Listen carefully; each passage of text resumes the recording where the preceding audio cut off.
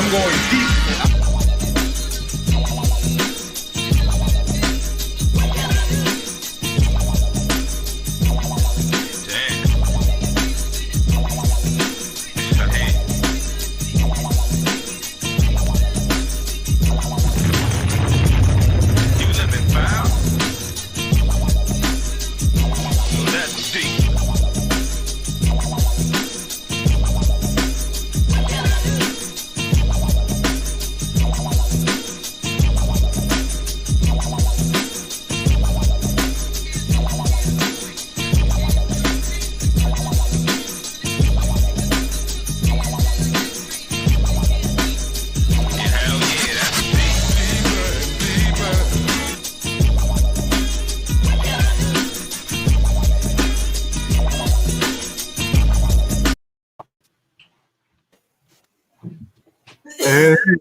It is Sunday night,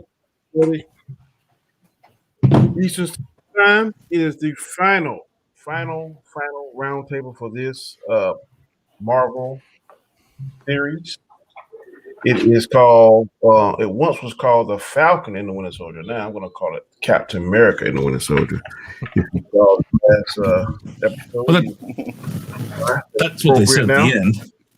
It is a surprise twist that surprised no one. No.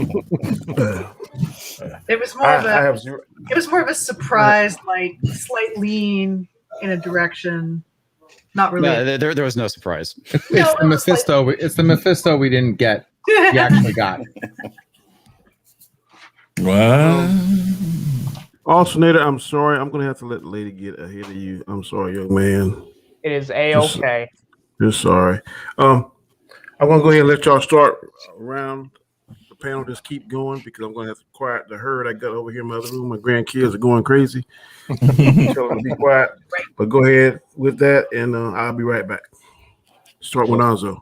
What's up, guys? You know the channel, Bigger Ford Entertainment. Rule of Three. We decided Tabasco, Chaos List, Chaos Conversation, OOC. Hope you guys check it out. Do appreciate all the support. And let's get this show on the road. Chris Knight, you're up. Well, thank you, Anzo. I am Chris Knight.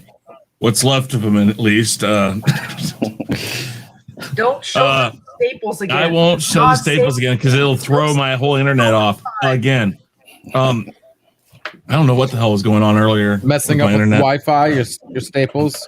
I don't have Wi-Fi. It's a direct connection. I don't know. Direct connection implant they put in. It was. Never work. It's new technology. You've got to let them develop it more. Yeah, I don't know. Yeah, but Real Review 3000 is my channel. Of course, Chaos Central, all that stuff. We'll be back to it this coming up week for Chaos Central. And just looking forward to talking about this show. So there you go. Comics. Hey everybody on Comics Division. How y'all doing tonight? Y'all? How y'all? Yeah. Okay. I went to Texas y'all rather than you all. How is everyone doing tonight? You can find me on Twitter, and mine's at Comics Division, along with my own channel, which is surprisingly enough, Comics Division. On to you, Danny Lion Fluff. Hello, it is Danny Lion Fluff. I have nothing to promote. I do not have a channel. You can follow me on Instagram if you so wish. I'm not really on Twitter, but if you DM me on Twitter, I'll possibly answer if I eventually get to checking Twitter. But, I'm just looking forward to expressing my usually not popular opinions. Okay. LDG. Hey, Mr. LDG? What's going on, guys? LDG here of LDG Pixels and Geeks Enjoy Nerdotica. Just some guy here trying to change the world before I reset. Open panels, open parties, watch parties, etc. Guys, glad to have everybody here tonight, and what an awesome episode! Can't wait to get this going. And I'm Basco from the Basco Scenario. You can find me at the Basco Scenario on Instagram, Basco Scenario on Twitter. You can also find me on our Chaos shows, and as well on Wednesdays on the OOC. Which we got a fire intro for thanks to LDG. That's right. Yeah, that intro is fire, man. Literally. It's absolutely. Beautiful. I love it. You did an awesome job with that, Thank you. LDG, honestly. Appreciate it for real. What's going on, everybody? It's your boy JJ. You can find me a little bit everywhere and a lot of nowhere. A lot of times you'll find me Sunday on some kind of roundtable. Apparently, some people think that the Sith Lord means I'm a knight, but not really. If I'm here on Sundays with Danny and the rest of the crew, you can find me whatever the next show is, probably over there. Who knows? We won't know until we get there.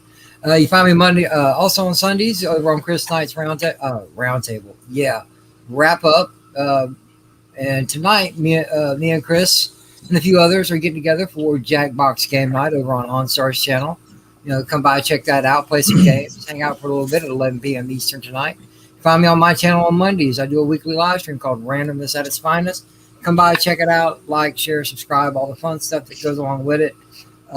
Tuesday, you'll find me over on Chaos Central and Bigger Ford Entertainment for the Chaos List. With the rest of the Chaos crew, come by and check that out on Chaos Central's YouTube channel. And soon to be revamped, the Chaos Central website. And last but not least, whenever he gets it back up and running again, you might see me over on Chris Knight's Weekly Rumble on Thursday nights, either as a contestant or a combatant, as I like to say, or sometimes I'll come in as a wild card. And once again, thank you, Danny, for having me. It's a pleasure to be here. It's great to see everyone. Hey JJ, how's OnStar doing? He's doing good. I talked to him a little bit last night, just texting. He said he was feeling all right, just feeling really tired.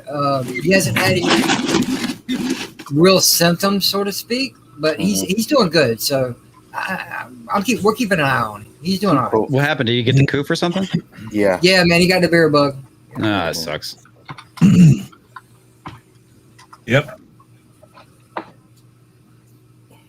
All right, Danny. All right, Deej.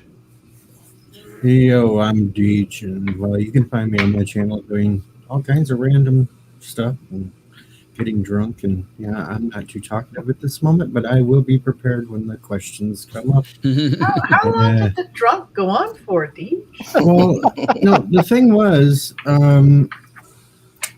I got woke up 5 hours after I quit that live stream and had to go to work.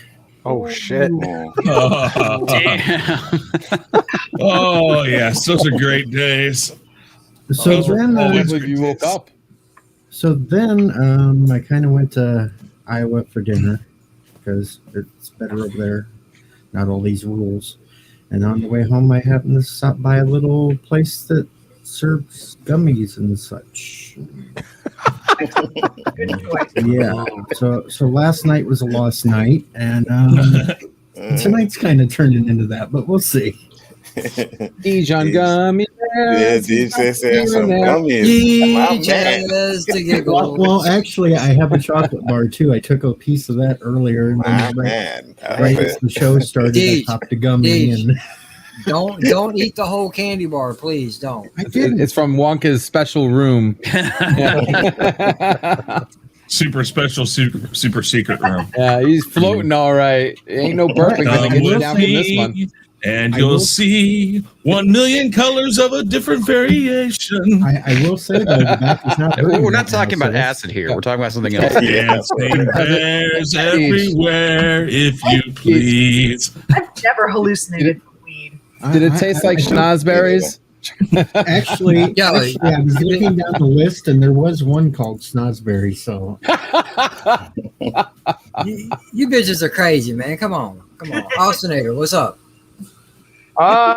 Nothing much. I have a YouTube channel. I'm 5 subs away from 150.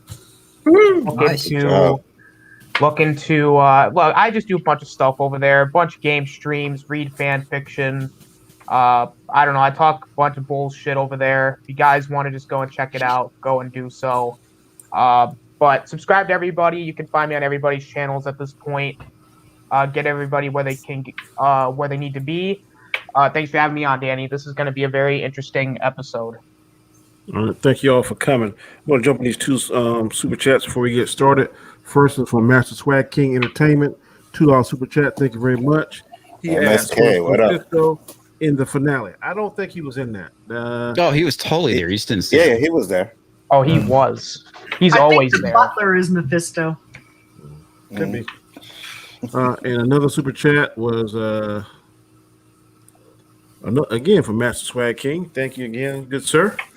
$5 super chat. He said, just showing the love. I appreciate it, man. If y'all haven't gone over to his channel, man, please check him out, man. Fine young brother. He has a lot of energy. There's times, man, I'm like, good Lord, I can't keep up with it. But very good content, man. He stays Very interesting. on his toes. So if you get a chance to check him out, man, sub to his channel, please do. Okay, and I am Danny Graham, aka Comet Chat. This is my channel. Comet Chat, and basically this is going to be the last show. Usually we do a one wrap up sort of show. I'm just going to put it all in one. I've dedicated 2 hours block here, so if you got to go before then, I understand. If not, we're going to try and knock it off right at 10:30. So I'm going to be very mindful today and try and keep the time limit in check. Before I get into this, I just want to say I never thought that this kind of show would bring some of the opinions that I've seen. I saw a couple other channels and just going deep into stuff that I just. To me, I'm like I always say, I'm just a plain basic math viewer.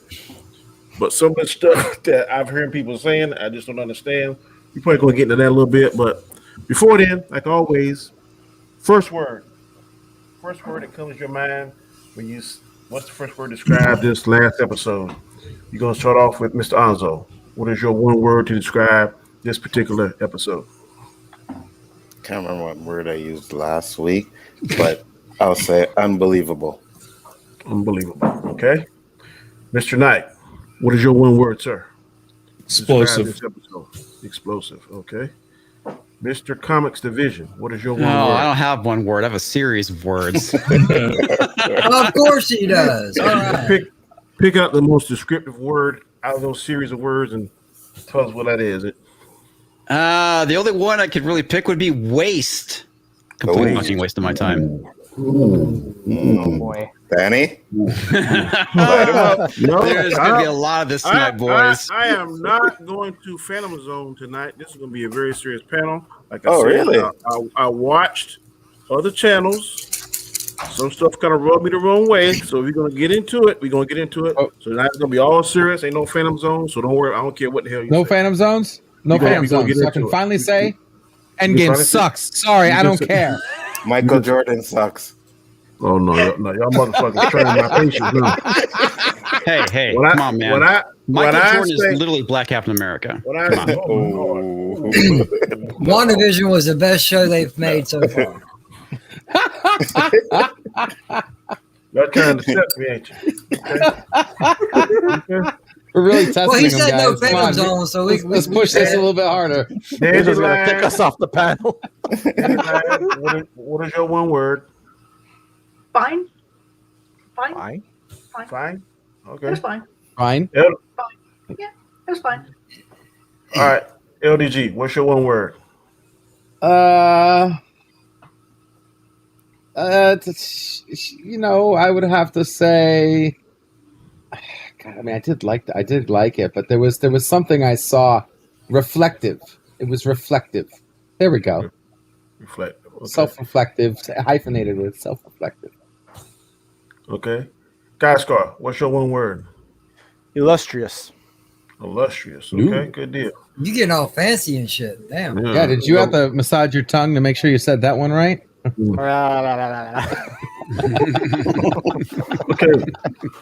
Mr. JJ, what's your one word, sir? Stupendous. Stupendous. Oh, man. Thought you about to say stupid. I was like, oh, shit, he is really testing me. Nah. Come on, Danny. I got you. Bullet I'm with time you on the during this entire stupid show, part. man.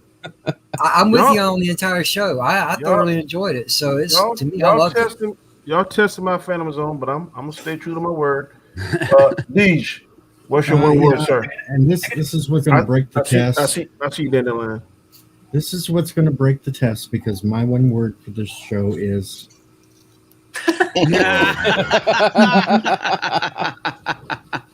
and I will explain my point on why I think that later. Okay, we will get to that. Okay, so that wasn't just a troll then. You just Miss implied yes. Okay. Miss Eddie Lamb, what you had to say? I was going to say, did you mute yourself so that you could keep commenting without anyone hearing what you're saying? Is there not interrupting? Okay, just checking. Okay. No, Chris, he just likes talking to himself. More technical glitches. Yeah. See, I think they put more in his head than just Chris, you're Staples. still muted. Y'all will not. Chris is doing a fantastic job. He said earlier in last stream that he's not going to interrupt. He is going to man his word, and y'all not going to prog and poke him into interrupting. So shut the hell up and let the man do what he's saying. He's doing a good job. He's going to get his time to talk. I'm going to make sure when he want to talk, he's going to talk. The rest of y'all stop prodding and prodding him. He's doing a good job. Good job, Chris. All right, alternator. I'm gonna say action-packed. Action-packed. Okay. That's 2 words. Or we can hyphenate. Sorry, my mistake. You know, friends supposed to be like stand by you and stuff and support you, but some mother effers try this shit right here. Like I said, at least he picked a spur. This is antagonizing me, trying to make me put him in the film zone, but it ain't gonna happen. I'm gonna say I ain't gonna put you in the film zone, so ain't nobody going to. Everybody's safe tonight. No one is better. No one is better. Money for that, you know. I'm sorry. I appreciate the $6.99. I appreciate the $6.99. Even though that ain't a true statement, but if you want to spend $6.99 to spread lies, I will gladly take your money. I agree with no one. I gotta say this. No one is better than Michael Jordan, except maybe Meadowlark Lemon and Curly Neal. This motherfucker. I agree with Flash in the chat. He's like, Alonzo, what the fuck you on? Come on, buddy. Everybody loves Jordan. I didn't. Even people who don't like sports, like myself, love Jordan. Come on. I didn't. Something wrong with you. No, I didn't. You know, listen, I always like Scottie Pippen more than Jordan. I'm not a sports fan at all, by any means. But when I would go out to the bar and have a drink, I would sit and watch a Bulls game every once in a while. And that was back when Jordan was playing. You know, I didn't mind it. He's great at what he did. You know, I can't agree more. Jordan is a great basketball player. See, you almost said football player, didn't you? Yeah. But you know, Jordan was great. You know, he's one of the great ones. I'll give it to him. One of the great. I would argue he is probably the great one. Okay, this is a square one topic. We're trying to get into this here, Captain America. Okay, so let's go ahead. Sorry, Danny. Okay, first question. What did you like about this episode? Allstater, go first. Oh, what did I like about this episode? Yes. Well, I mean, just first off, the obvious thing, Captain America's new suit looked fire. It was definitely very comic book accurate. I think that was handled very well. I loved the suit, the way it looks. The action in this episode was great, and it definitely felt like, and it kind of actually makes sense for a finale to have this much action in the last episode, especially in the last one where we didn't have much action. I liked how they wrapped up Isaiah's stuff very nicely, because that way they're not introducing a character and then they just don't do anything with them in the last episode, and I like that. And I like just when Bucky just says to the old guy that, hey, I killed your son, like that arc came full circle where he basically just admitted his guilt, which I like that. Yeah, I think that's pretty much all of it. And then I would just say the episode as a whole, I think it was very good. Definitely a good finale. Okay. Deej, what did you like about this episode, sir? I did like the action sequences. I did like that part I'm going to save for later. I did like the big reveal of who was the power broker. That one kind of threw me for a loop. Overall, I did like the episode. Now, that's going to conflict with my one word, but I'll explain that at the dislikes. Okay. JJ, what did you like about the episode, sir? Well, all in all, I liked everything about it. They did Isaiah justice. We found out who the power broker is, and I agree with whoever just said it. that was a big shock on who the power broker was. I liked Sam's suit, and and the biggest thing of all is the speech that Sam gave to the, who was it, the board members, to whoever they were, Senator. and the whole world saw that. Whoever was watching that newscast, they saw that, and I loved the conversation between him and Isaiah. And I love what they did for Isaiah. The statue. It gave the man justice. It's, proving that he did make a difference at one point in his life. But all in all, I love the whole thing. It had everything everybody was crying about. More action, more action, more action. Well, the whole episode was action packed in some form or fashion. I liked it that Walker finally came to his senses. Now, he may still be a crazy mofo, but he came to his senses. Instead of killing Carly or Kaylee, whatever her name is, he decided to go save the people. There was a lot of right choices made in this episode. And it leads to only one thing that I disliked about it, and it's very, very, very minor. But all in all, I loved the episode, man. It was great. It was a great ending. I loved it. Okay. LDG, what did you like about it? Thought the episode was popping. Checking mic. There we go. I loved the non-stop exhilaration of the action, how it felt like if this was the first time where the action just kept dragging on. And I'm not saying that in a bad way. Like, usually, like in the last episodes, you get that quick blow of the load for 2 minutes, and then it's like gone, like cricket for action. This one, you kept feeling tense the whole for most of the episode. You kept getting more and more, and then when you thought it was like, you were going to get something, more came. You know what I mean? It was just jam packed. I liked the twists and turns it took, especially with Cap 2.0. Didn't expect him to do what he did.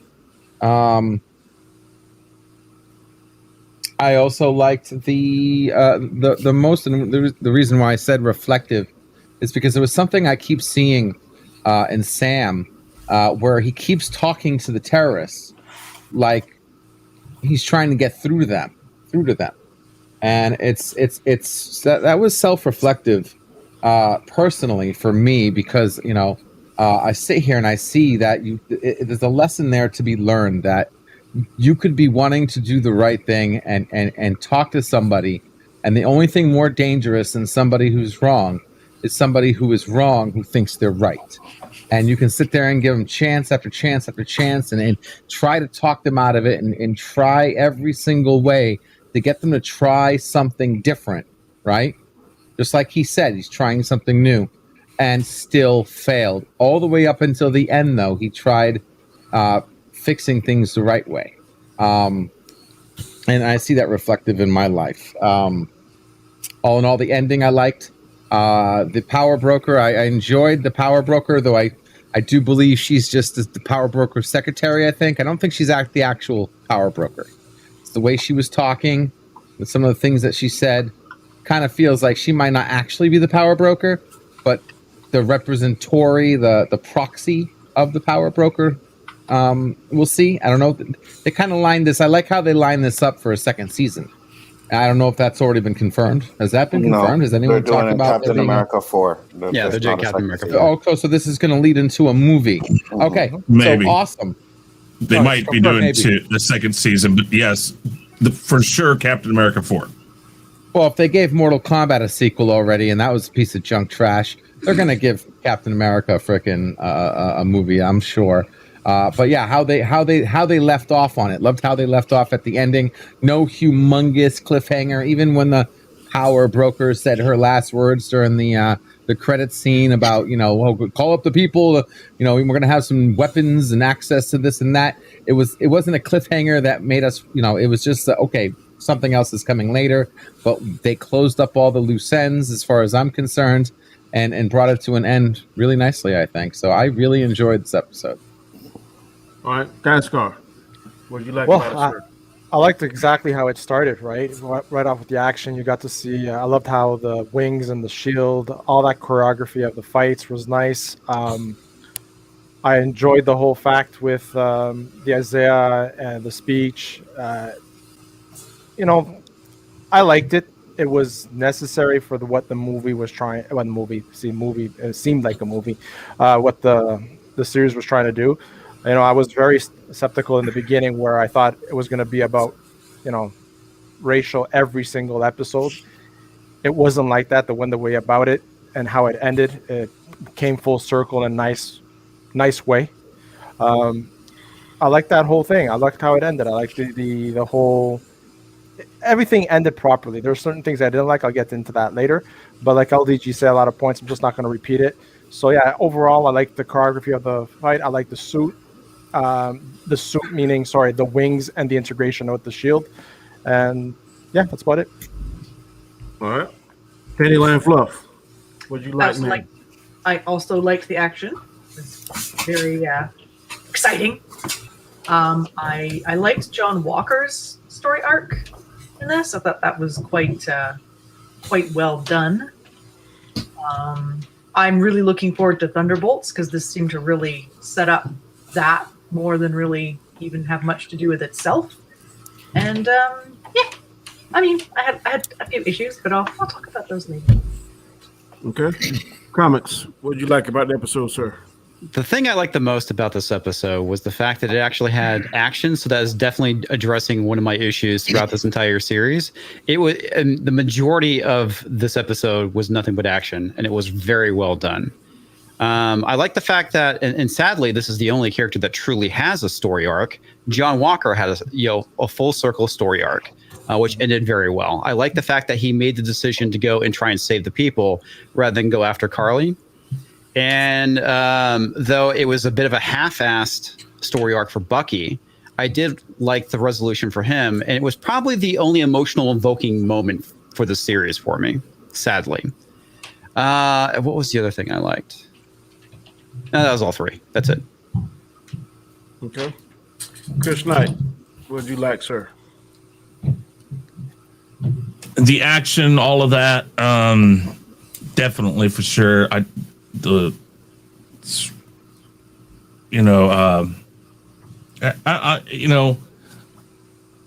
liked the power broker thing, but I'm more with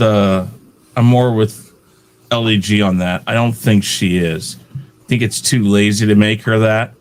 But I'm okay, because I think it's all play, and I do think that I think they might be leading to a second season. We'll find out about that. I really got to say that one of the best things about this is kind of a current events issue where Sam made sure that he went and had, oh God, yeah, what's it? Isaiah? Yeah, thank you. Isaiah's made sure that he got added to the Captain America monument. Mm-hmm. Well, yeah, the Museum. Mm-hmm. Yeah, but what is that called? Exhibit. There you go. Exhibit. Yeah, the exhibit. In today's world, I think it's really important that we don't tear down the monuments, but we make people know about what was the truth, what happened. I think it's a subtle nod to the fact that we're currently going back and trying to fix things. But just because you go back and you acknowledge what did happen or the things that were omitted earlier doesn't mean you tear down what, the things that people don't like or the things that, don't match with all of that. It's important that people know what happened, but you can still, it's a teaching moment. And I really liked that was a subtle. I loved how that whole thing ended with that, because it's really important. The whole race thing in this was mild compared to what they could have done, but the way that they did it when they did it was really nice, including Sam's way at the end where he's talking and says, "Hey, now you know how we feel. Now you understand because you're in this place that you weren't before, and now you see what we see." But at the same time, he recognizes that that's not going to change everybody. People aren't going to like me because I'm black, they're still going to have an issue with that. But you know what? He didn't ask for people to like him. He says, I can't change that, but I'm still going to do what I can do. And that's important that we hear that. This is a man who wasn't looking to he wasn't looking for sympathy because people didn't like him. He doesn't care. He's like, I will do this no matter what, because it's important that I do this. He is right on with the way that Steve Rogers was without the serum. And I thought it was really nice that, I figured they might end up giving him the serum, or they might find a way. But I love how they're keeping him off the serum. And I love how he kicked ass during this whole thing, even without it. He found a way, again, giving him that shield and the wings. I'm so glad they kept the wings, because I was afraid they might drop that whole thing. But Really? I loved his action sequences and the fighting that he did. Because when he couldn't match the strength, he used the jets, and he used his little birds to help him push the thing back. It all makes sense. There was a reason for it. Okay, he can't do that, but look what he has the things to do it. So I liked it. I liked all that stuff. But yeah, I'll stick with that. I'm sorry. Okay. So, what'd you like about it, sir? Before you start, let me get this $2 super chat again from Master Swag King Entertainment. Thank you, sir. I appreciate kindness. God, I hope not. Here, I love trophies. So, God, I hope not. I hope not. Let's go. Let's go Nets. Let's go Nets. I have a quick question, if I may. Go ahead. Sam got the suit from basically Bucky brought him the suit. The Wakandans made it, correct? Was his wings vibranium? His wings were, yes. Okay, all right. Yes. Sorry. Yes. I was just curious about that.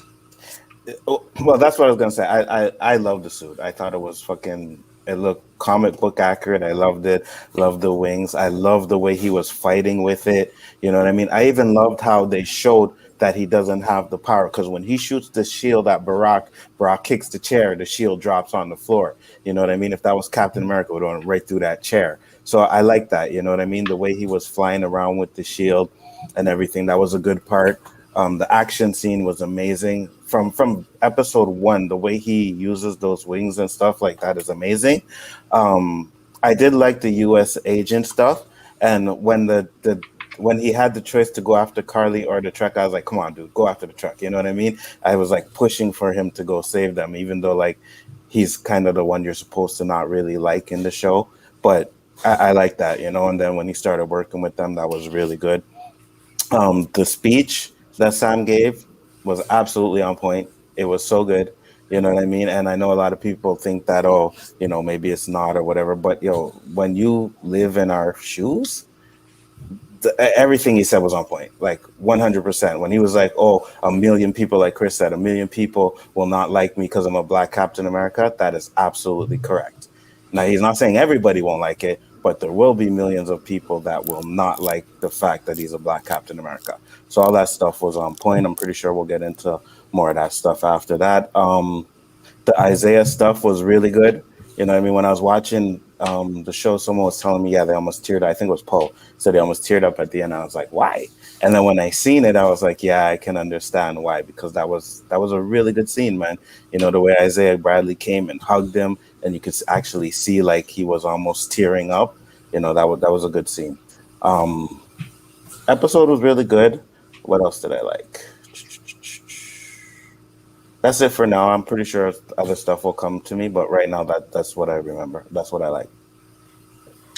I too enjoyed the video. I went did some research on Falcon's powers. In the comic book, he has he can control the birds and stuff like real live birds. Of course, not on this.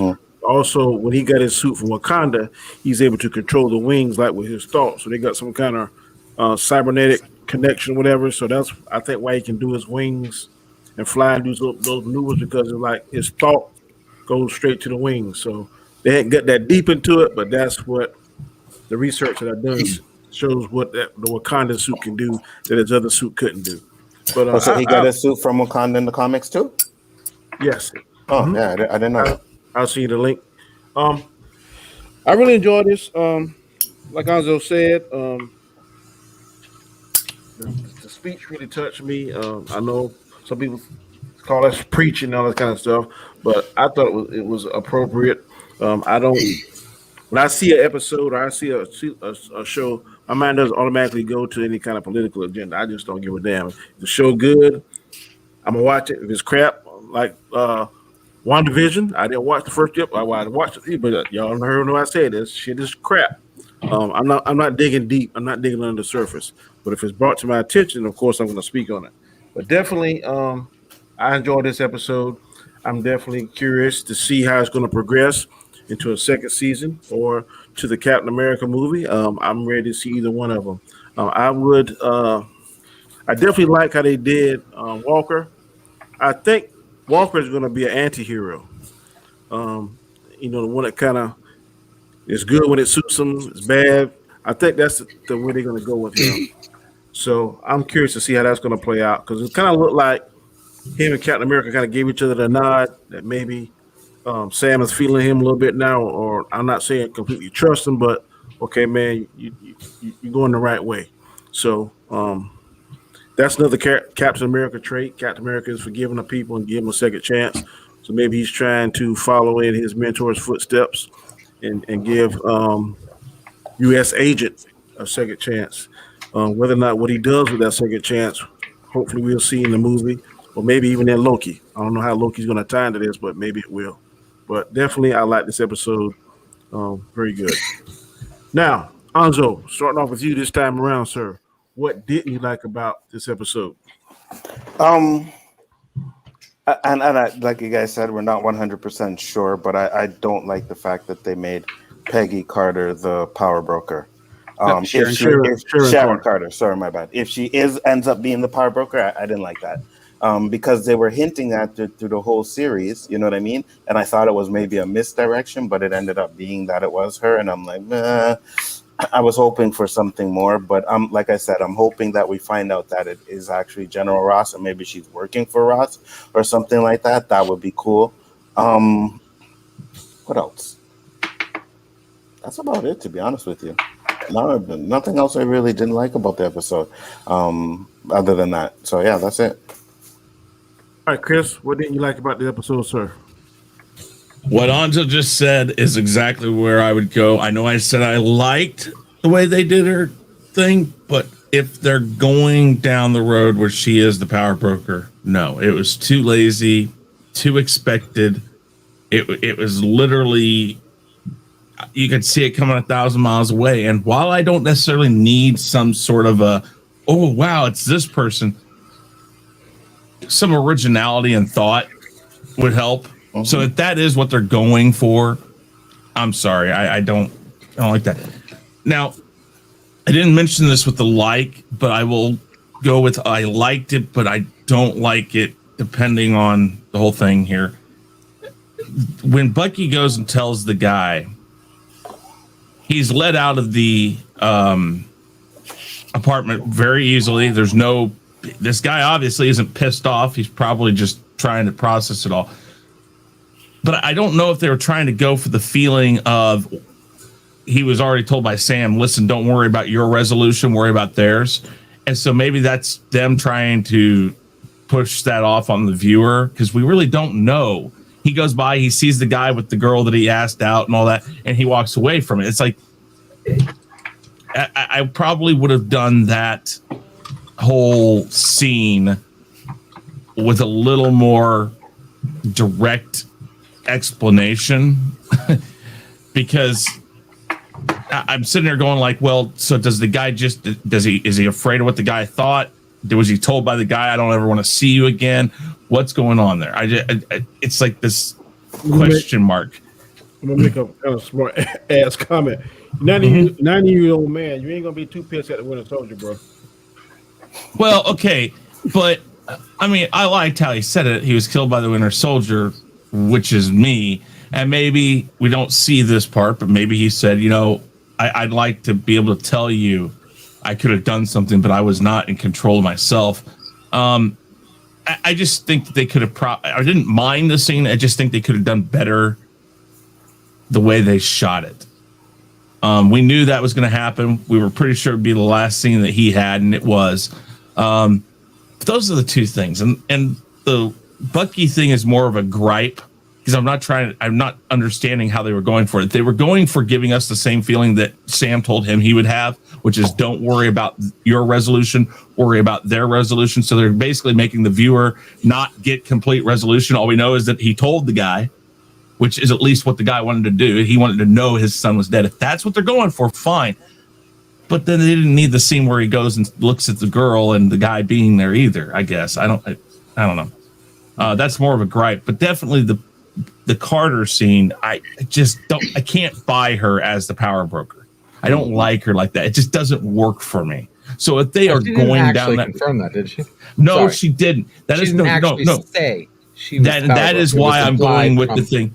Yeah. Everybody I thought she else. did say she was the power broker, though. No. She said, I don't negotiate. She did everything but say it. She admitted that she hired the guy to spy on Carly, but she never said she was.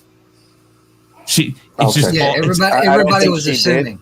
Yeah, I don't think It's she insinuating. did. Because it was the guy said, he goes, I always want to You're meet the the power power broker. Pay broker, me and- 4 times. You're the power broker. Yeah, Mhm. that's what I was getting from it. Yeah. But I don't so think she actually said yes, I am, or anything like No. that. no, she just kind of shrugs and says, she just kind of Right. shrugs I'm and ahead lets of you. Yeah, it's kind of thing like that. and that's why I still like the thought that she isn't. But if they keep going down that road, I just can't do that. I cannot buy her as the power broker. Okay. Real quick, I want to respond to this. It's nuanced Me too. that some don't like Falcon as Cap due to his being tokenized, swap of a character. Falcon is a great character on his own. He didn't need to become another Cap. All I'm going to say on that is that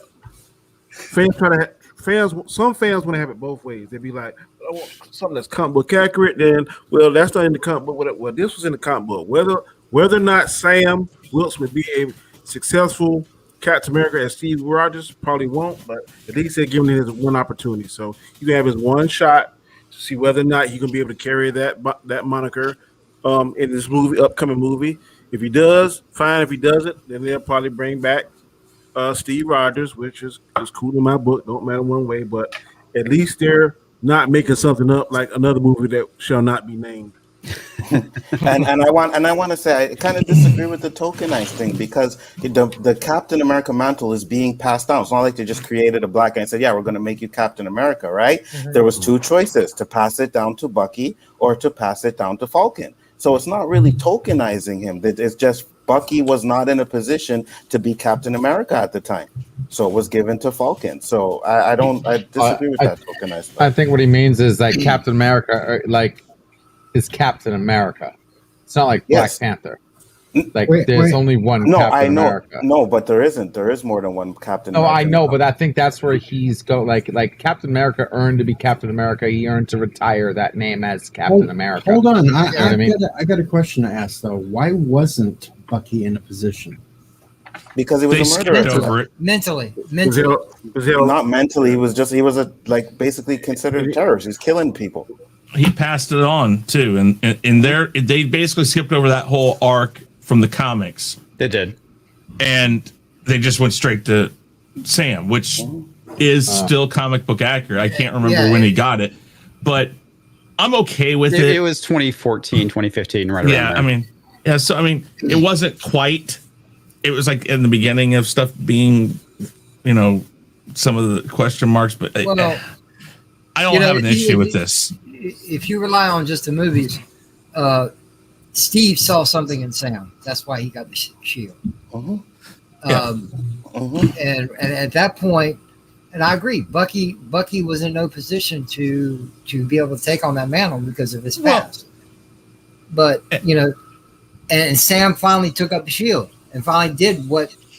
It finally is now doing what Steve wanted him to do. Mm-hmm. Well, that's because Steve and him had spent so much time around each other. Steve saw himself in Sam. He's like, this guy's like me. The guy helped him out when he was didn't know what was going on in the world. The guy took him. I mean, so that's the thing. And I guess the whole story of this whole series was the fact that Sam didn't see it in himself, even though it was there. There's sometimes ways of handling that, though. And that really, I'll get to it when I get to my complaints. Yeah. But okay. Well, you're next, and I'm done. So okay. All right. Okay, Darren Wagner, let me read this real quick. Now that you go comments. I think it's important to realize that Falcon was only Captain America in the comics for a relatively short time. Same with Bucky. Eventually, superhero replacements go back to normal. That is true, but I'm just saying, Yeah, absolutely. Still let everybody have an opportunity. I mean, that's, Absolutely. For me, that's the only fair thing to do. All right, go comics. Okay. My biggest issue with the series is that all the characters end where they began. You could actually skip this entire series and move on to Captain America 4 without missing anything. Because at the end of Endgame, Sam was handed the shield. And I think that the series should have started with him being Captain America. The biggest issue is that what I have with the series is that Sam absolutely has no arc. It should have been him struggling to figure out how to be Captain America, a mere mortal man trying to fill the shoes of Steve Rogers, somebody who is more human than human. And that should have been his arc, not what we got with the series. And that is honestly my biggest complaint about this entire series. It is a complete waste of time, in my opinion, because it doesn't impact the greater MCU whatsoever. And that really irritates me. So if I'm hearing you right, comics, so you're basically saying it's just like WandaVision. Yes. It doesn't matter jack shit. It They doesn't. can go right into the multiverse, and Wanda can just start being Wanda, and that whole crap didn't. Damn you, Pickles! Shut up. You're I knew. He's not wrong, though. I He's not knew. wrong. These TV shows don't have any impact. They are nothing more than just filler. I would love to see the hero's journey with Sam struggling to live up to being Captain America, and that's what this should have been about. Now, Wasn't it? I'm sorry. It was more about his struggle of trying to, will he be accepted as Captain America? So I think he had a pretty I don't think it matters. I mean, Steve handed him the shield. And the thing that was irritating is that the first thing he does with it is he turns it into the U.S. government, and he gets mad because they made someone else Captain America. It's like he could have just been Captain America from the start. And the other thing too that I really hated was at the end when it came to the conclusion, the fight between Carly and Sam. He freaking takes it. She's a terrorist. Oh, I'm sorry, activist. Who should have been arrested and brought to justice. But in the end, it came down to Sharon, a character that was introduced halfway through the series that took her out. Why? That is definitely because of political reasons, and that is definitely because what happened back in 2016. You had Rose McGowan complaining about X-Men Apocalypse because there was a billboard where you had Apocalypse strangling Mystique. So you will never be able to see a male character take out a female villain like that. It has to be done by a female villain. And that really rubbed me the wrong way. Sam was the one who should have gone and taken her out, be it, the fatal blow or actually arresting her and having her go and be incarcerated. But instead, they made her this martyr figure at the very end. I mean, and that's another thing, too, is that Sharon, who is Sam's friend, was also shot. But who did he run to? He ran to Carly, not his friend. I have an answer for that one. It's because she's a teenager, right? And he felt for her. He had a connection to her. He was trying to convince her throughout the whole series. No, man, you're gonna tell me that if Anzo was shot, that you wouldn't go to him? You would go to the stranger that you don't even know? But it me depends and him on the story, though. But me and him are way closer than him and Sharon were. You know what I mean? Yeah, we grew up that's a fair point. I mean, at the end of the day, right? He was sympathizing. He kind of understood what she was trying to do. You know what I mean? Maybe he didn't agree with what she was trying to do, but he kind of understood that. Yeah, but he understood. You know what I mean? And that's the thing. So he was like, probably looked at Sharon like, "Oh, she's a grown woman. She'll be okay." You know what I mean? That's blow off the fact that she was shot too. Oh, I'll be fine. It's like, lady, you got shot in the abdomen. Go see a paramedic. Yeah. I would say that in that situation, Chris, I'm gonna let you go. Maybe just switch out real quick. Yeah, go ahead. Yeah. Christopher Gilliard, $5. Thank you, sir. Appreciate it. Sharon led up to the Armor Wars. Chris, go ahead and say what you want to say, then we'll respond to that question. Yeah. I think though at that moment, basically we all know that Carly's dead or dying, and Sam is feeding off of the connection that he had with her, and this is kind of like his first defeat because he was trying to get through to her and trying to get her to stop it. And even though in the long run of things, what she wanted to do didn't happen right there, he knows that the danger of these people, these radicalists who have these thoughts of them that are beyond what others have, is dangerous. So he was hoping that she could get hit, or he could get her to not go down that path. And now she's dead because of it. And that could take a toll on a person. So maybe just at that moment, he's like, I failed. Maybe even if he did do that, he could at least gone to share. Are you okay? Yes, I'm fine. Go check on the kid. That's something that they could have done. But anyway, I have one more complaint and then I'm done. The other issue too is basically the flag smashers themselves. It doesn't make sense why they're the ones who are the terrorists, because I get it. 5 years have passed. These people have moved in and assumed, the jobs, houses, and positions that these people have been missing for 5 years. It doesn't make sense for them to be the ones that are displaced. The ones that should have been displaced are the people that got snapped back into existence. Because at that point, they've been established for 5 years. It doesn't make sense to take anything away from them. So the people that should have been displaced, or the flag smashers, or whoever you want to have the terrorists, activists be, should have been the people that returned, because they're the ones that, for the most part, are out of time. Wait a minute. I got a rebuttal on that one, because if I had a house that has been in my family for generations, and I come back after the snap, and someone told me, "Sorry, you've been gone for 5 years." Exactly. That would be a very interesting struggle, and how to deal with that world.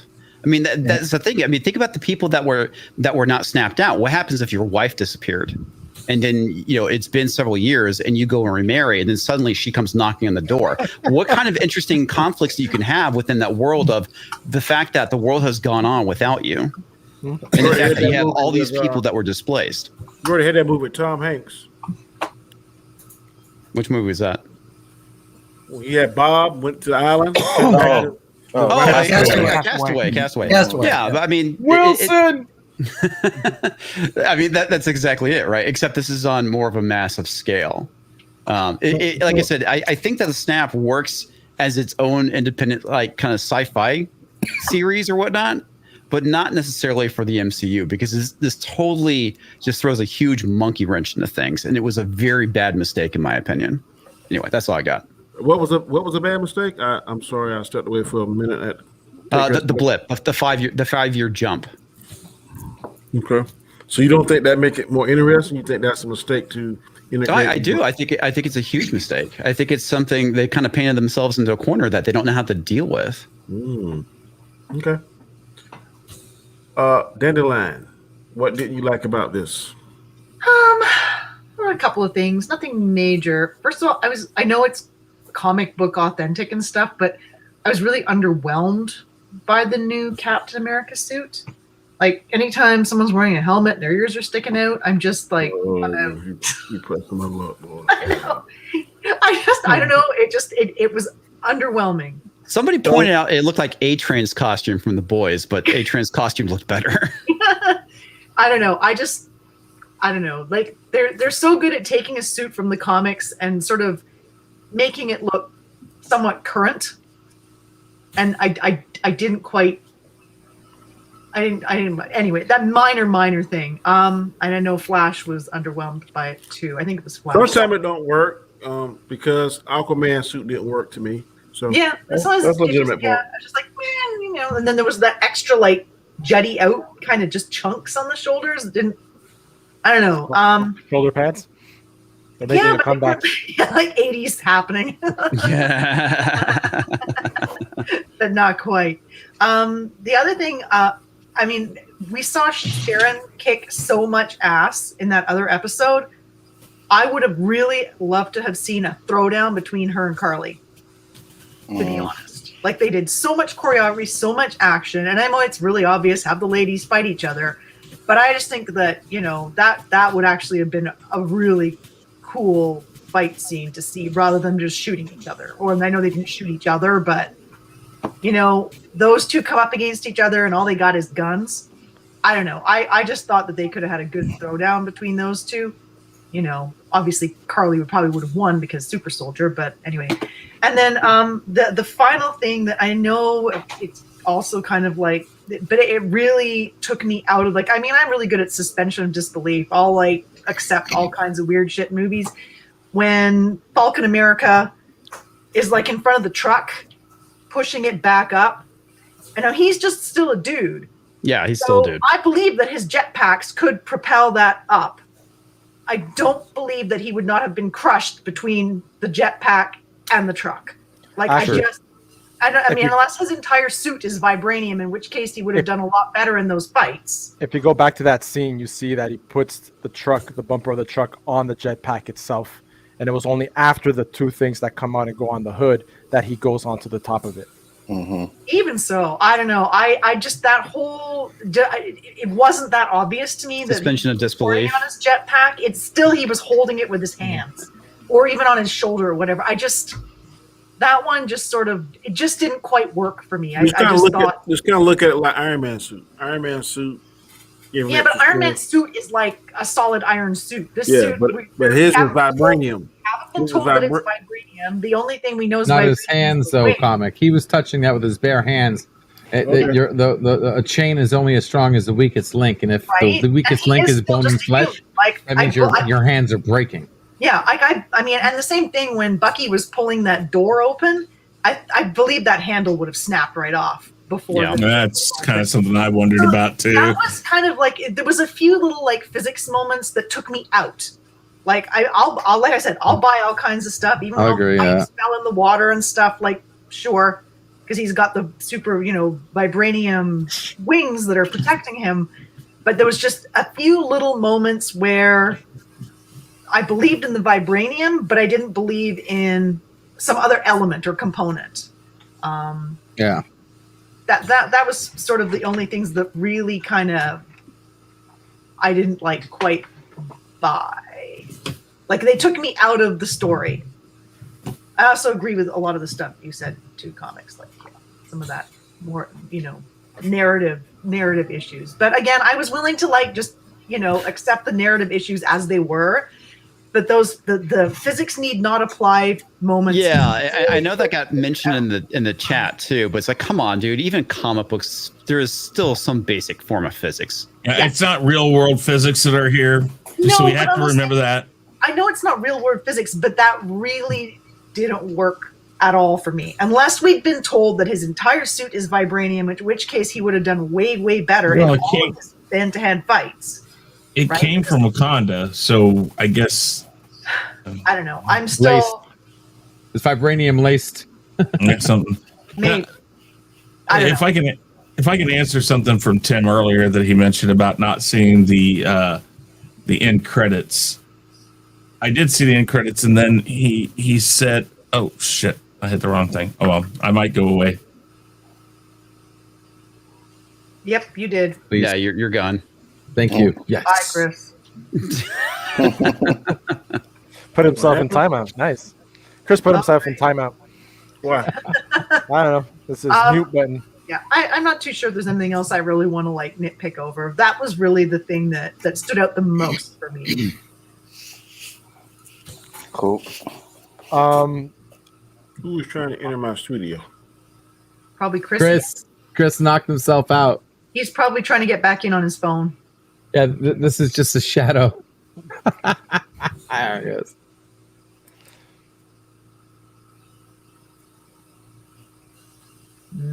Who can that be knocking at my door?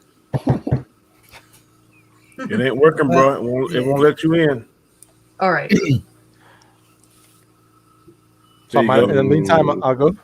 You may as well. I mean, Danny permitting. Yeah, go ahead and go, guys. So, I like I was okay that the suit was comic, accurate, but when it got sent, when you see the case, I was hoping for some kind of more modernized, vibranium suit, something newer. right? Underwhelming, right? It was underwhelming. Yeah, when I agree. the wings were cool, but when I saw the actual bodysuit, I was a bit disappointed. I mean, the colors and all look nice, but it could have been out of vibranium, right? Mhm. The other thing I didn't like was if the whole power broker thing. I know it's not sure if it is Sharon or not, but I think it would have had a huge more impact if if General Ross would have been shown as the power broker at the end credit scenes. I think it would have been more of a lure. The other thing I didn't like was at the end with the U.S. agent, his acting. If it was like an episode of Seinfeld, I am back, I am back. It was like Weird right out of twist. Seinfeld. No, but it was right out of Seinfeld, right? Kind of thing. Comedy. Keeps having that glitchiness. It's like, Yeah. So no, it was like don't call me Val. Okay, copy. I didn't like that part. I didn't find it was too general, but I like the whole fact that he did become the U.S. agent and they did take that route. The whole fighting there with Carly losing her cool at the end, fight back, fight back. I don't know. I get it, but I think it was just a waste. It could have been more. Agreed. Yeah, just more action in between the two. I would have liked Sam to like punch back and a little bit more of a 1-2. And then again, Carly did kick his ass, right? It was Sharon who ended up shooting her at the end. But anyway, GSP, I just cannot stand his fucking acting.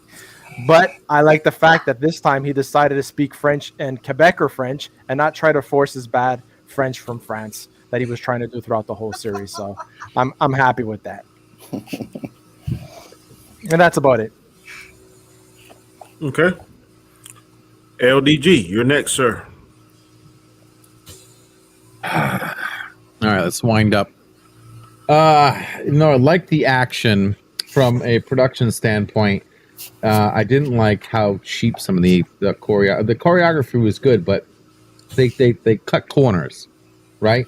Whenever badass action scenes where you can tell us they're spending a lot of money on flying high flying stunts and overlays and whatnot, helicopters, whatnot. When the shots are done really, really fast, they do that for a reason, because they're covering up how they're doing it. You don't actually get a chance to see how awesome the shot is done. If it's more zoomed out, it has more time. Very fast with the cutscenes back and forth and whatnot. And now, even though you might want to do that for effect, I just felt like it was overdone too much because they were choosing the cheap way to do a lot of those badass scenes. And they could have been better. Now, I'm not saying they were bad. I enjoyed it, loved it. I just said I just wish they were a little bit better. We could see, because one thing I like to enjoy, I don't swallow my lobster. I like to chew on it a little bit. So I would like to, have those badass action scenes last maybe more than a microsecond between shots. You know what I mean? but a lobster that, smoothie is delicious. A lobster smoothie? Did I just hear that right? That sounds absolutely disgusting. Yeah, it does. I have to agree. That doesn't sound good at all. Oh my Lord. What else? No, it's okay, darling. Lobster. The special effects. I'm really sick of the race shit. I'm tired of the race shit in my shows. It's done. It's over. We need to move forward. I'm 40-year-old man that race has never been a thing for me. Like, I don't judge people on race. I don't judge people on gender. You're alive, and that's all that matters. And I'm waiting to see shows that cater to the people who actually don't have anything to do with race and move forward with how we're supposed to be dealing with race. And stop beating over the head about, okay, this race and race and race and race and race. I'm sick of it. Okay, so I really wish they didn't have that in this series. I get why they did it. It's okay. I just can't wait for TV shows to start moving on so we can start practicing what everybody is saying. The whole reason why we have race issue is to tell people that it was wrong and that we need to move forward. Well, let's hurry up and move forward already. Okay. The only other thing I didn't like was at the end, again, the power broker I was kind of disappointed about that. But then because I didn't hear her actually say it, Mawanda kicked in for a moment. And I don't think it's her. I think she's just a proxy. It doesn't make sense, too, because that means she would have to have been the power broker, like, before she could have been the power broker. Does that make sense? No. Well, it could have happened during 5 years. Yeah, Could it have? Okay. Right, because Did she the never- power breaker exist before then? No. I- This is the first no. time we're ever hearing about the power broker. yeah, the power broker Oh. built and developed during that 5-year snap when During Sharon the was- 5 years. Okay, Yeah. so there's a chance. while it's her. Sharon was on the Okay. run. I just watched the scene again, and there's nowhere where she admits she's the power broker. She admits. She does actually not does admit it. kind of like, she does kind of give like a face too when it's mentioned, Yeah, right? she doesn't say anything. Yeah. She just kind of. What I was going to say Yeah. really quick, I want to go off what I was going to say because that kind of ties to this. Tim says no. She said that they acknowledged that the power broker gave them the serum, and she says she gave it to him, and that makes her the power broker. No, she can still be the liaison because if the power broker's trying to stay in the shadows, it doesn't matter who actually gave it to him. It could have still come from the power broker. I mean, so the whole thought that I think it's so ambiguous and so clouded that And that it's last still phone not call. necessarily her. Yeah, I know. That last phone call sounded like a secretary talking, not the big boss. You know what I mean? The way she was talking I about can see tell it. everybody, I can blah see blah. Yeah, I mean, it just felt like that. And I'm not saying I'm Why- hoping it's not a female in but why power. wouldn't she- It'd be all cool if she is. I don't No. care about that. That's not what I'm trying to say. I But it disagree. would You be ruined her deeper. character. Yeah, exactly. I That's can't it. have It's her not be Sharon it. Carter. No, Yeah, it that's isn't. It would close. Well, it would close Yeah. off her character as the power broker. At least if she's not the power broker, then there leaves room for more expandability, I guess, depending on how they do it. Anyway, the last thing I didn't like was if you're going to give a nod to somebody, and that person's nod is responsible to the beginning of a story, right? Isaiah, he was like the first super soldier. Technically, am I getting that right? Not in this. In the not in Marvel this, yeah. comics, he was, but in this, Captain America was still the first, and then they experimented after on him. Wake up, JJ. JJ. Yeah. Oh my lord! There we go. I was really There we go. concentrating. See what happens He's when- meditating. You guys are Okay, terrible. No. When LDG says, "All right, here we go," I just figured, all right, it's nap time. Oh, I mean, okay. Well, Isaiah wasn't the first then. He was the second. That's Yeah, confirmed and in the this- show. yeah. They kind of retconned that back in the early 2000s with Steve not being the first, even though he was the first. So Mhm. Okay, I just figured. I just thought maybe the spot they did give him just wasn't front rowish. It was kind of like in the back. It looked like they were going through the whole place, and he just had a little corner in the back of the museum for him. Yeah, I just no. thought maybe in this, it was. It's in the MCU. It's Cap. Cap is the first. Okay. Okay. Never mind. Besides that, loved it. Very few things I didn't like about it. They were all just minutia, as far as I'm concerned. Overall, it was good. Okay, JJ. Oh, is LDG done? No. I still have one more thing to do. Okay. All right. Cool. Hey, I got you, bro. Now I'm done. No, like I said in the beginning, there was very little I didn't like about the episode. I have bad eyesight issues. Okay, it's hard for me to see things. My only complaint about this whole episode was it was at night. It was. I liked the action. I liked everything that was going on, but with Sam and the helicopter, it was hard for me to make out because it was at night. It was a black helicopter. The stuff that he was doing. I had to watch it again just to be able to try to keep up with it. It was hard for me to see. That's my only major complaint about the episode. It was just dark. It could have been lighter. It could have been done in the daytime.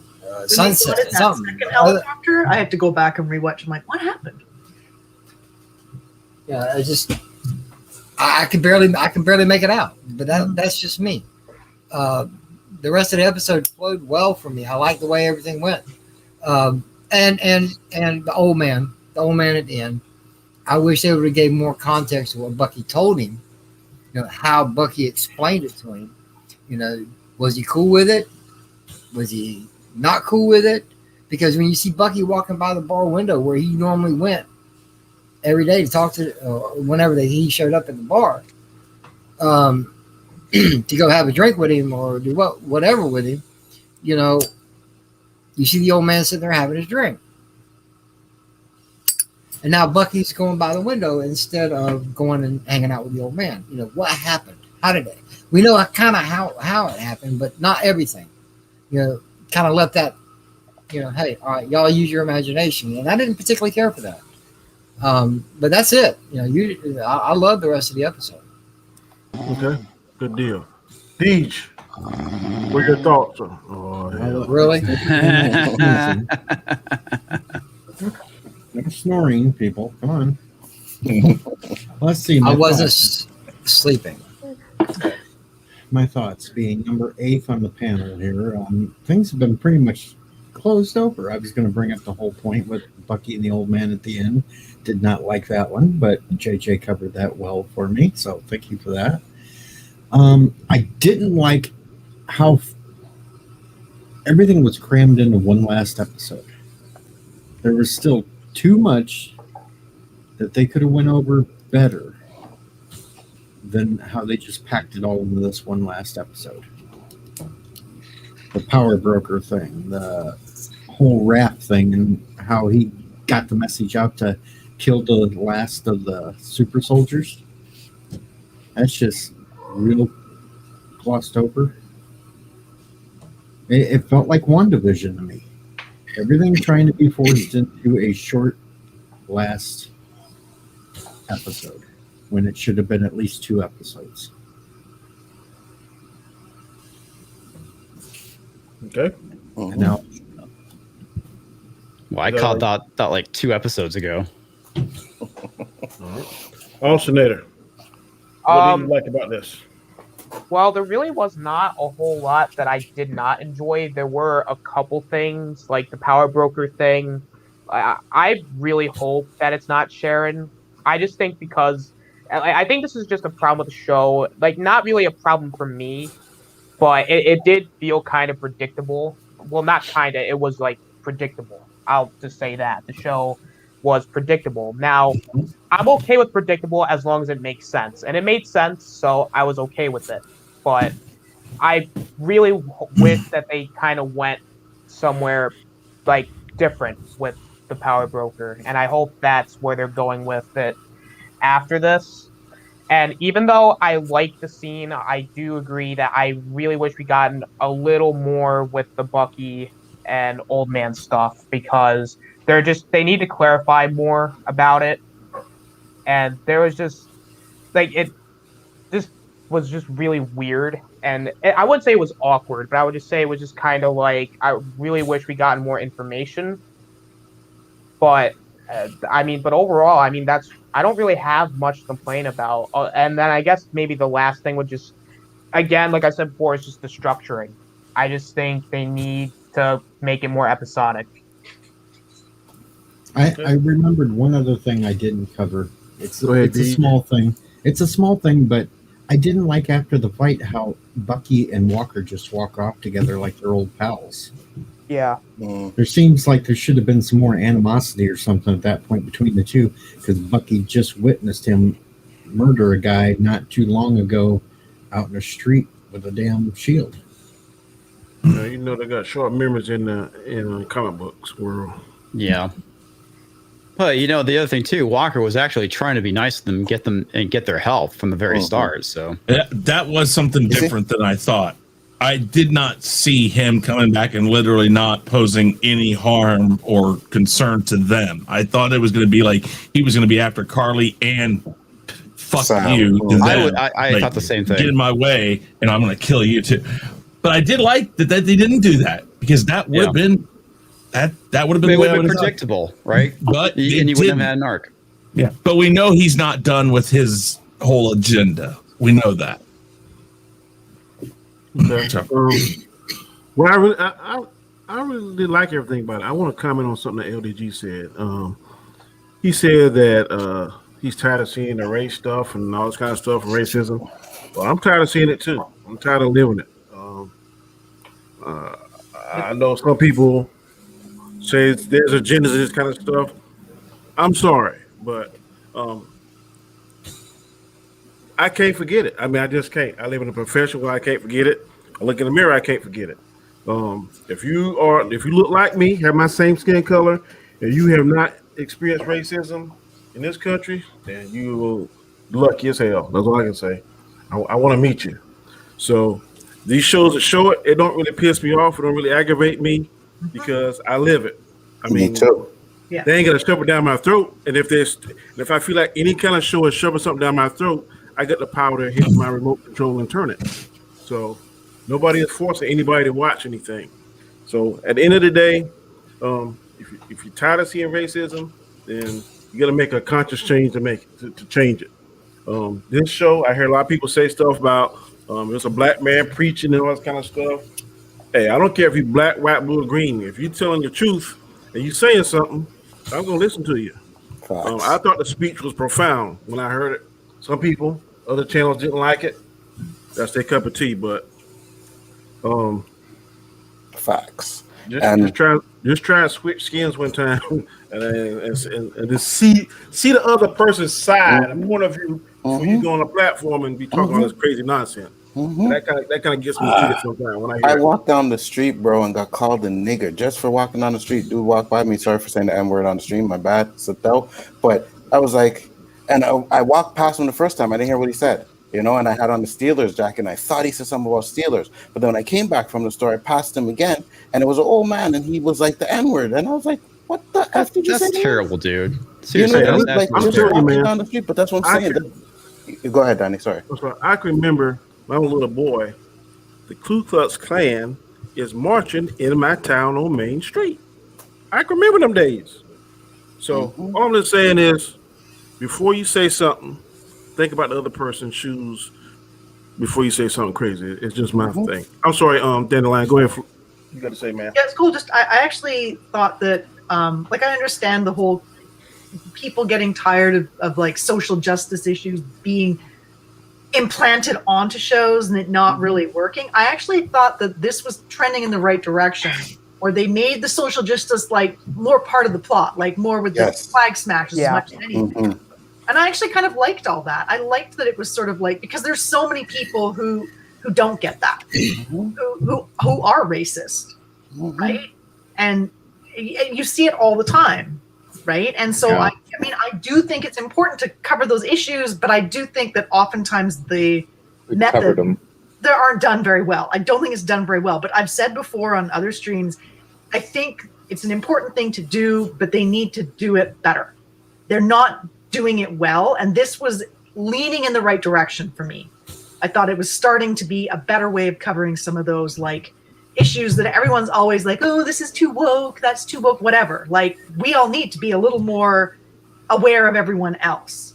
And I thought this actually kind of went in a slightly more believable direction. Like, it was integrated into the plot a lot better than a lot of these are. I think they did a very good job in the sense that they could have gone a lot further than they did.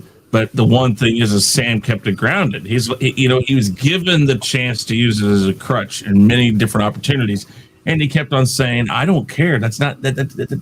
I don't care if I'm black. That's not about it."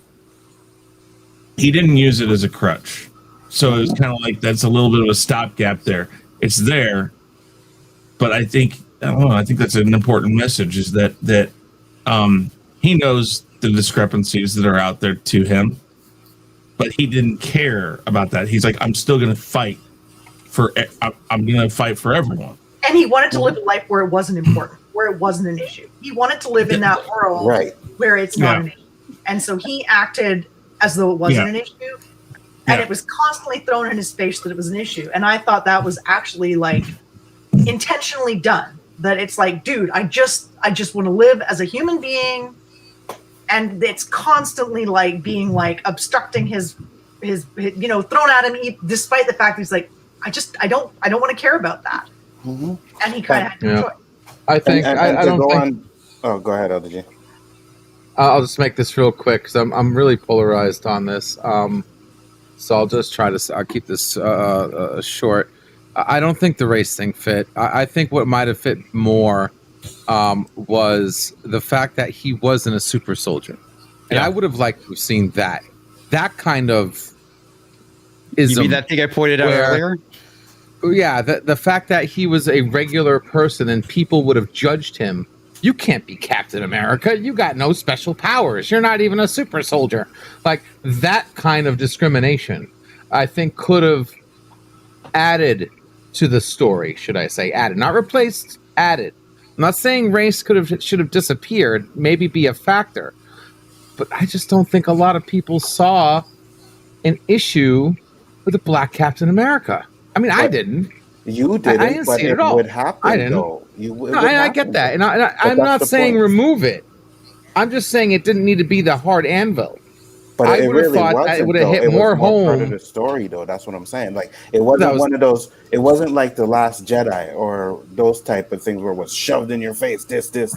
It was subtle. It was a part of the story. Yeah. And to be honest with you, as me being a black man, it was necessary. Because if you don't live in my shoes, you cannot tell me what I experience every day. I walk down the street. I may not experience racism every day, but I experience it way more than I should. And I live here in Canada, so I can imagine what it's like living in the States. And I don't take that away from you. And it does suck. It does exist, and I can't relate, but I can relate because racism isn't the only ism out there.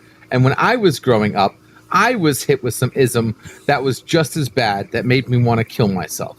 Okay? People treated me not for the color of my skin, but my physical body.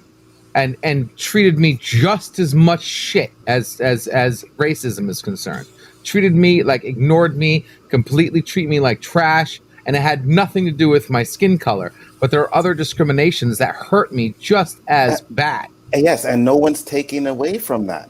No one is taken away from that. I'm not saying my discrimination is worse than yours. Discrimination is discrimination.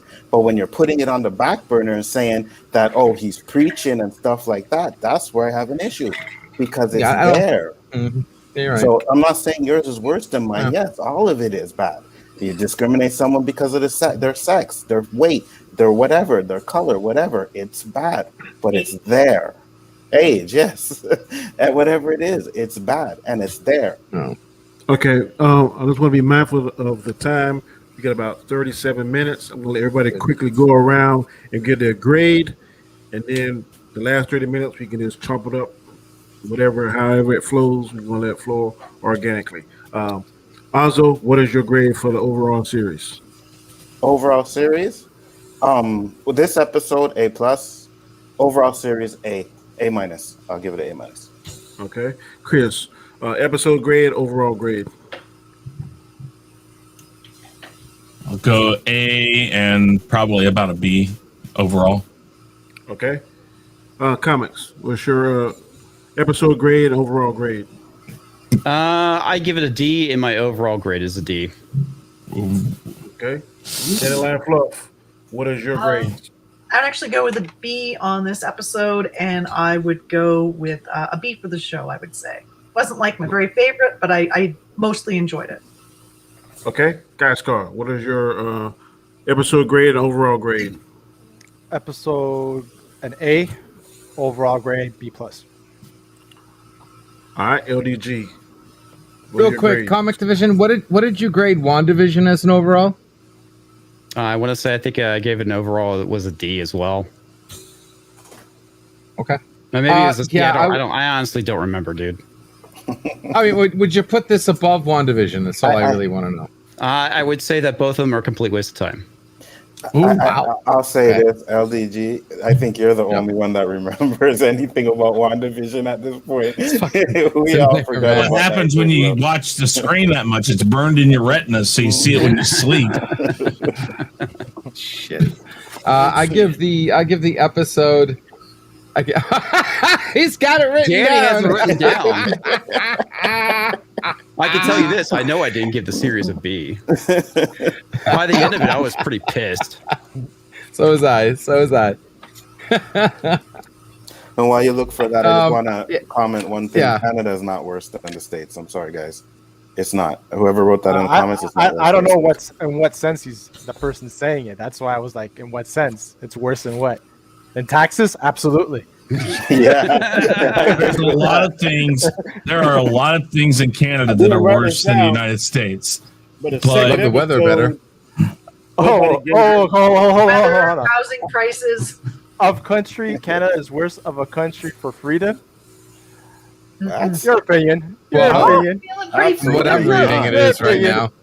Your opinion. absolutely not. We choose to just police the wars after the Americans go in, right? Because you can't go there and police them for you, but that's okay.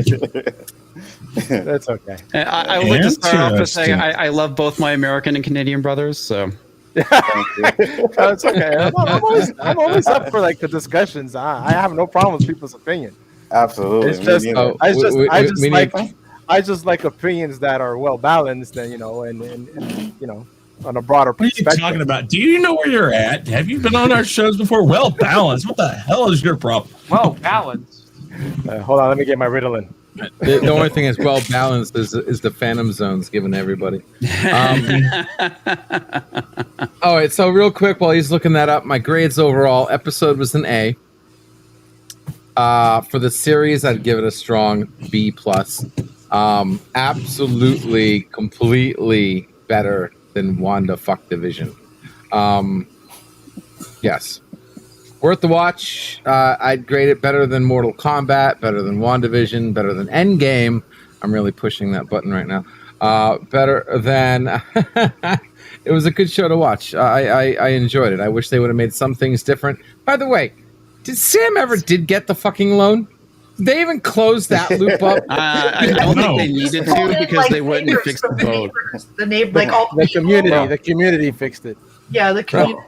Just like the Jewish it? community, just like the Italian community, just like all those communities, they come together and they help each other. I don't know if I missed that or not. Did he ever get the loan or get whatever he needed to do? Was it for the boat? Was that what the loan was for?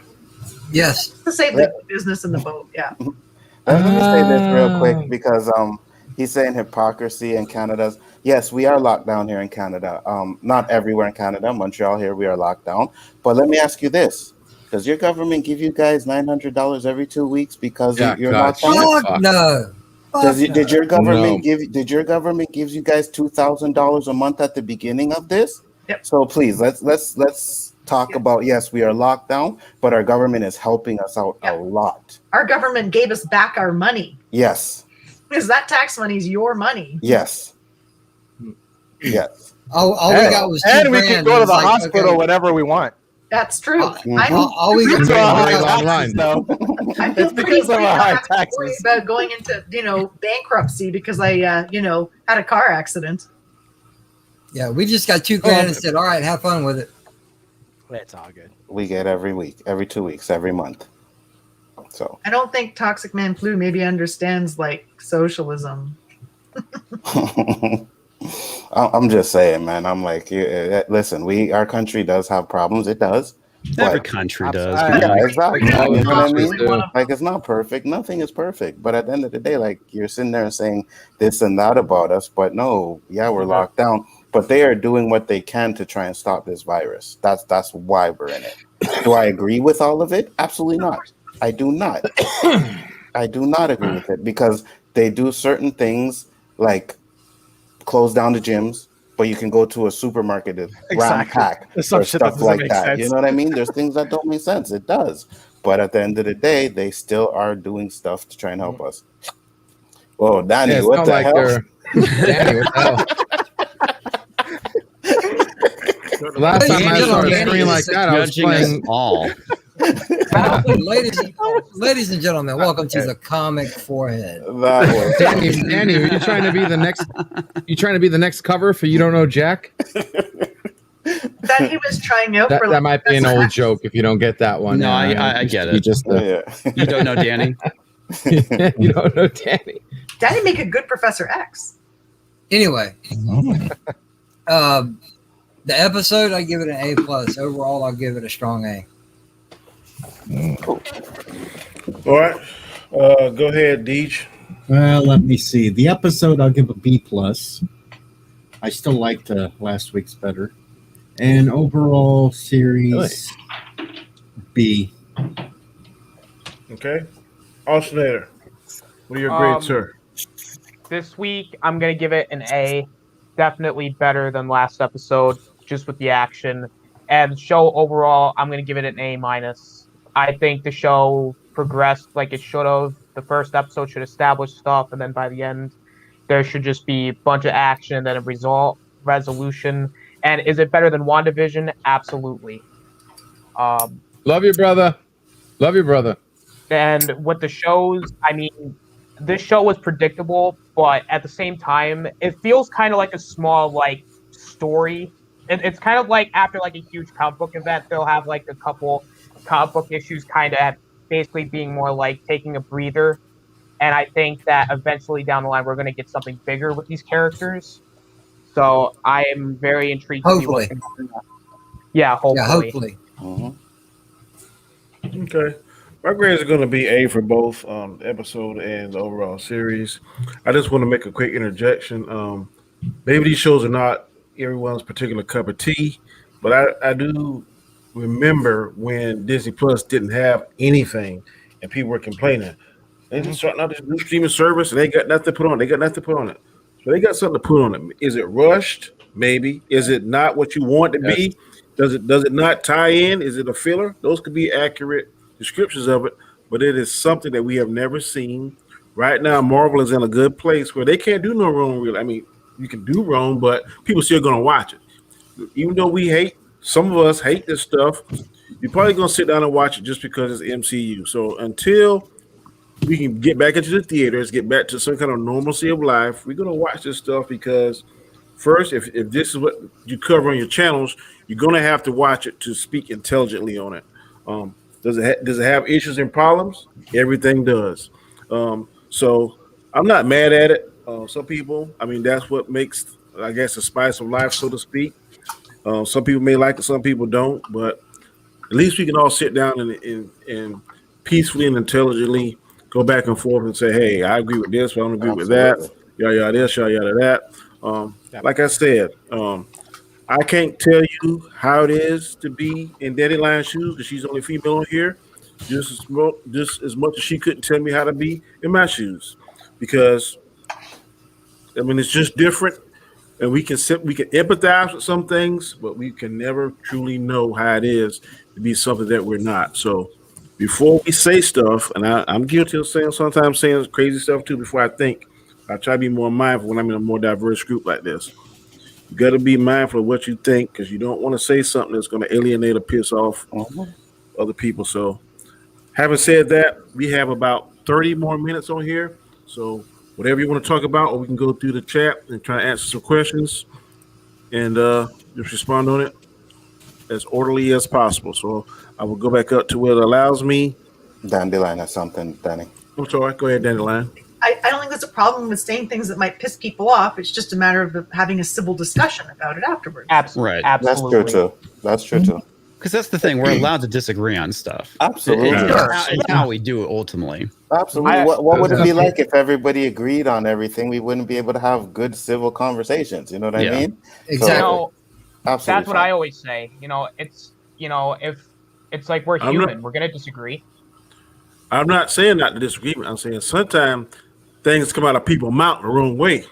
So you have to be careful and think what you say. In the heat of the argument, sometimes people's true colors come out. I'm just saying, just be careful. Yeah. Be careful. That's all I'm saying. It's both. There's four sides to every coin. Okay.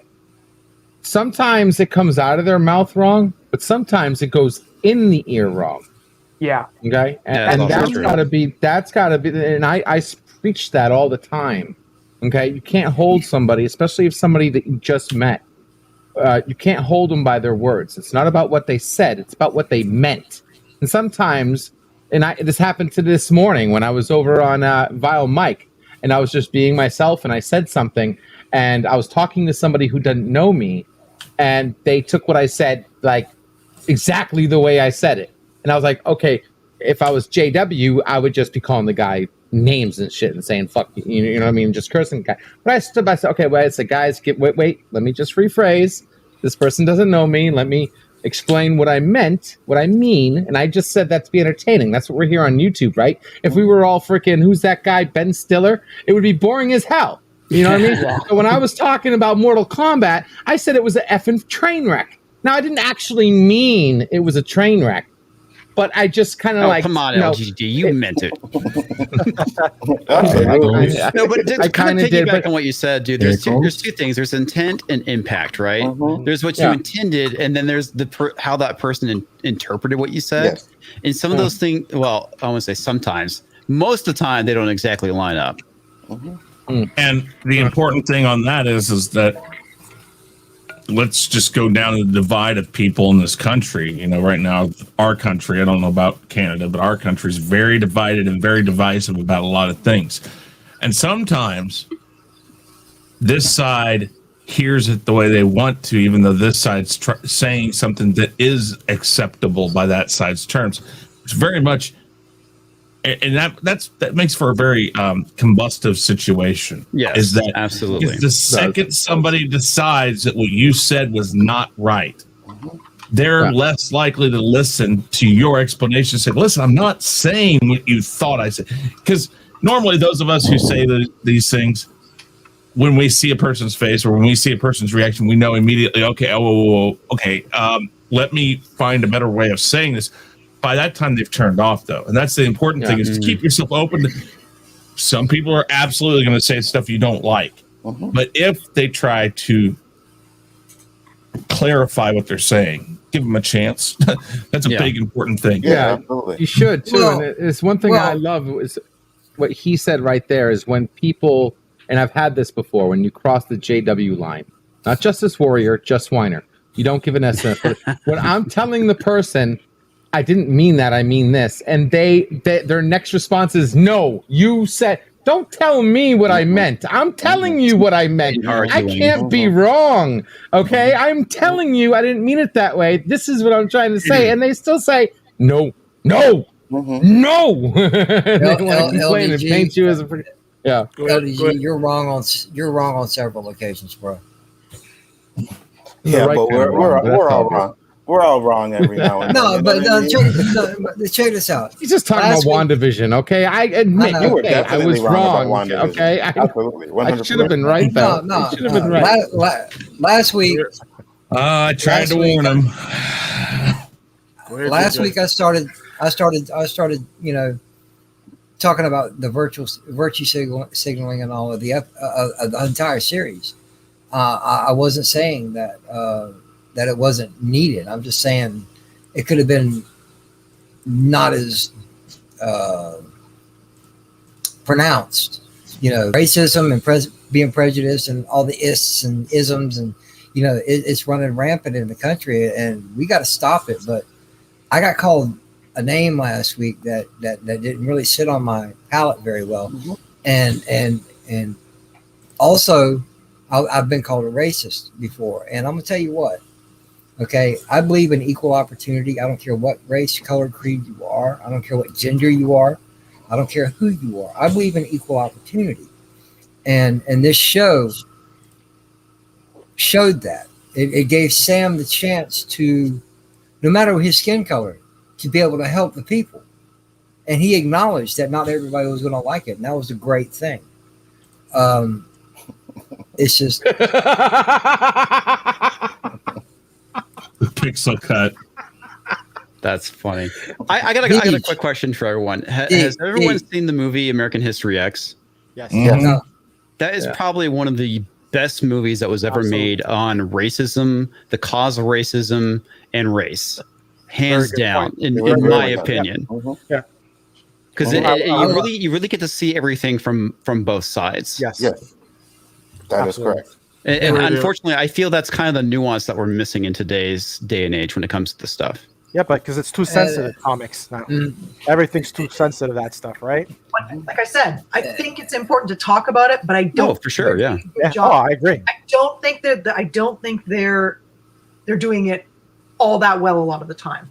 But I think that this was a step I thought in the right direction of that. Again, it was still a little heavy-handed in places. Okay, But let LDG finish his thoughts. I don't think he was finished. Go ahead, Oh, LDG. it was JJ. No. It was Actually, it was JJ JJ. speaking. Sorry, I I'm actually- JJ was sorry, speaking. JJ. I'm sorry, JJ. No, it's all good. It's all good. It's just I've always been the person. They talk about, oh, there's not enough women. Oh, there's not enough blacks. There's not enough Asians. You see this shit all the time in our entertainment. Okay, my thing is, if it fits the story, put it in there. Don't shove it in our face. And that was the only point I was trying to make last week. It's like, okay, look, a black man is doing this. A black man is doing that. Okay, we got it. We don't need to be reminded every day. Now, going back with what Danny and Anzo said, no, I don't know what it's like to walk in their shoes. But no matter your skin color, it shouldn't matter. Black Captain America, white Captain America, could have been an Asian Captain America. It could have been anything. Who cares? As long as it fits. This is our entertainment. This is how we watch it. This is how we consume it. If race is involved with whatever it is, then okay, put it in there. Don't shove it down our throats. Mm-hmm.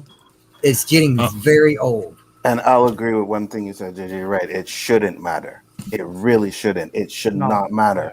But because of the society and the way things go, it does. I know that. It's a damn shame. But it shouldn't. It's a damn shame. It does and doesn't. Problem, because if you came to Pixels, it wouldn't affect you. There are places you go to where your race doesn't, and this is what I'm saying. It does exist. Not racism does exist. Okay, it might be scattered. It might be hard to find. It might be outnumbered. It might be a minority, but it does exist. Okay, so I just want to make sure I get what you're saying, but we got to get all four sides of the coin.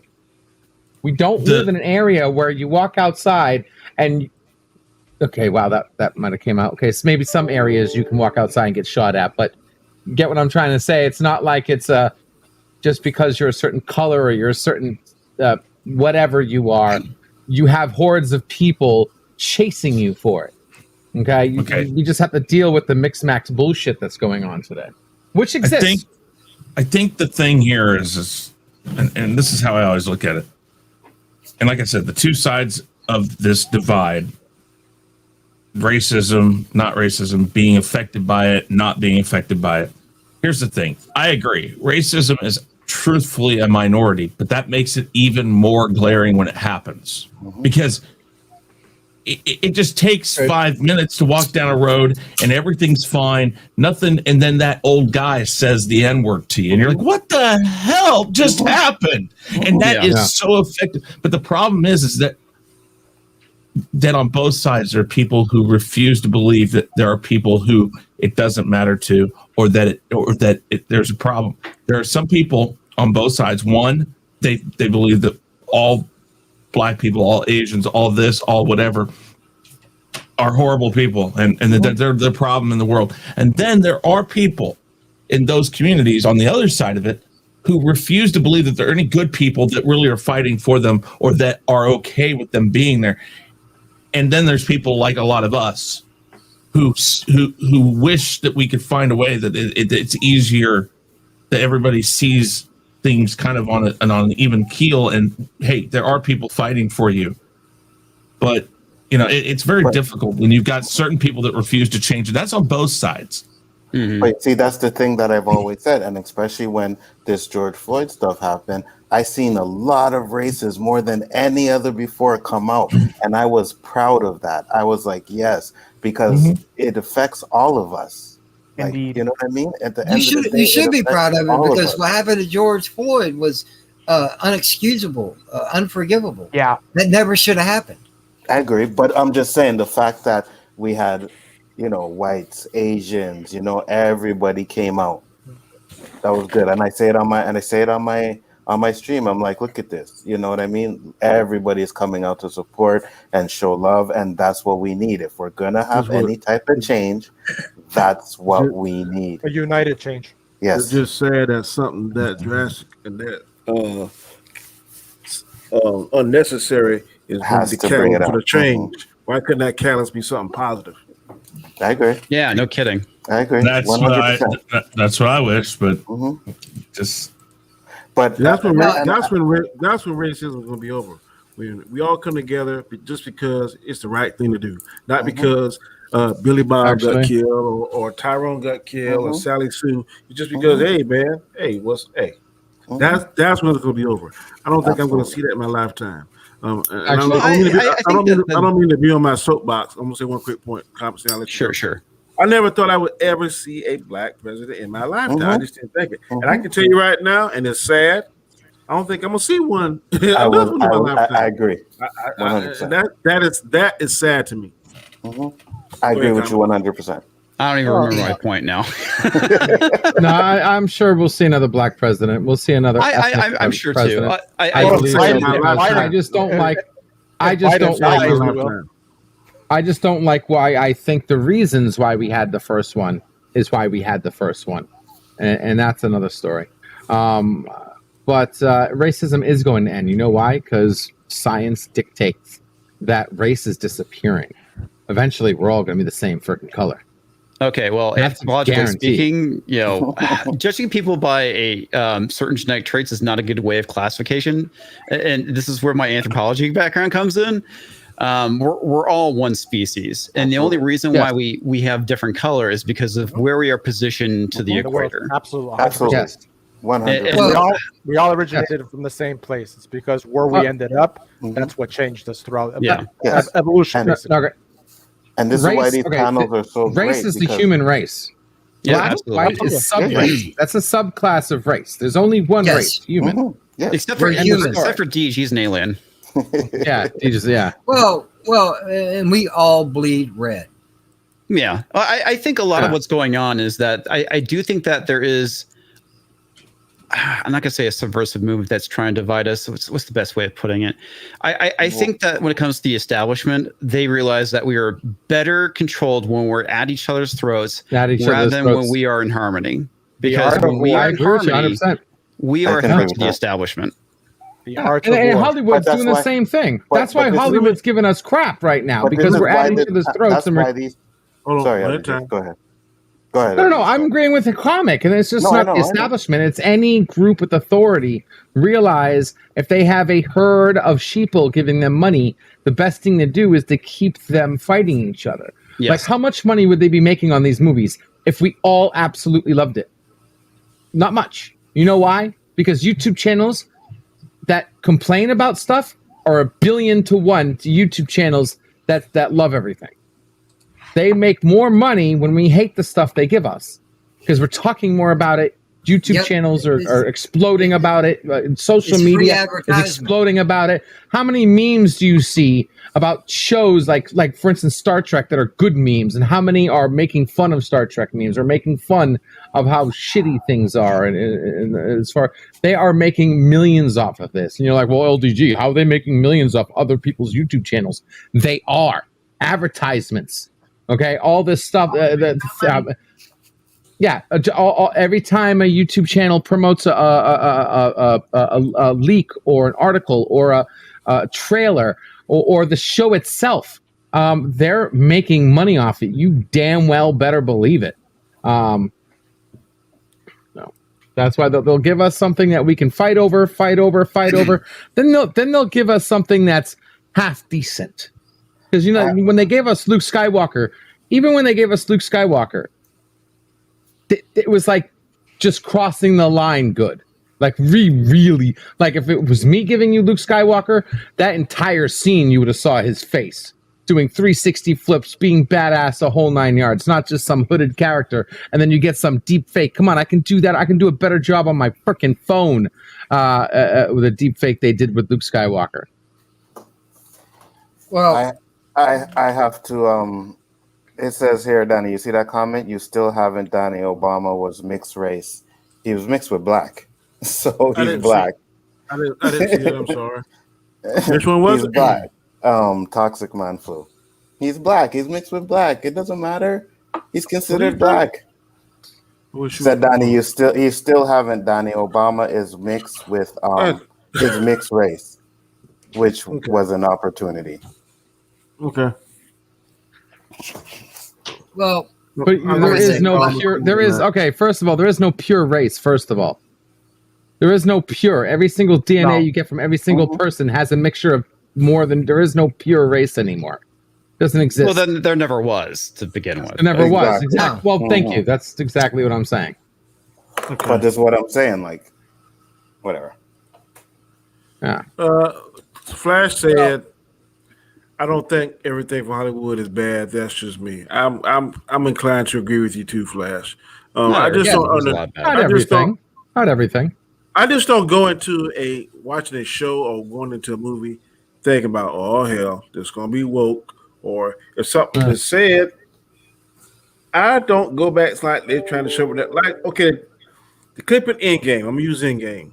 That clip where they show all the females in one shot, like, oh, she got this, she got back or whatever. I was like, oh my god, I can't. Oh, that just sucks. I was like, okay, they put in a shot. They're gonna try to promote the female Avengers later on down the road. Yeah. I kept it moving. I like that scene. I didn't sit there like I've seen some people be like, oh, I can't believe this. I just don't give the powers that be that much power. I go in, I watch, I absorb what they say, I take what I want from it, and I keep it moving to the next show. I don't go and discuss it 4 or 5 shows like I see some channels, which is their prerogative, breaking it down and like, oh, this is just another woke.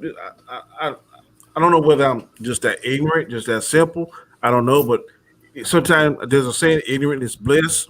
So I said, I hope I stay ignorant then, because I just don't have that. I think what it comes down to, Danny, is you like what you like, and I get that. Yes. Exactly. And I can respect that, but there's stuff I see and it really bothers me. It violates my sense of egalitarianism. See, I don't even know what I mean. Equality. It's a very fancy way of saying that we're all equal. Yeah, last week when I was called that name, I'm just going to let this be known.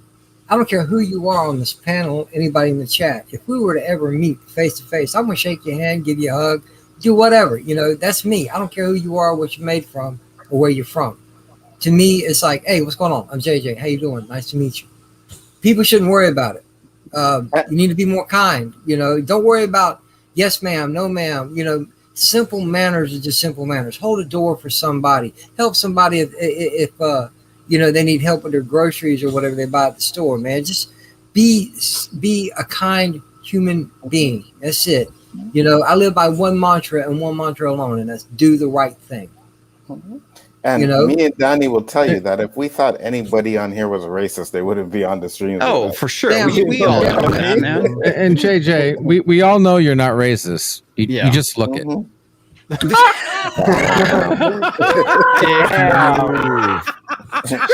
it's like I get everyone's frustration. I get Tox's frustration. I get Anzo's frustration. I get Danny's frustration.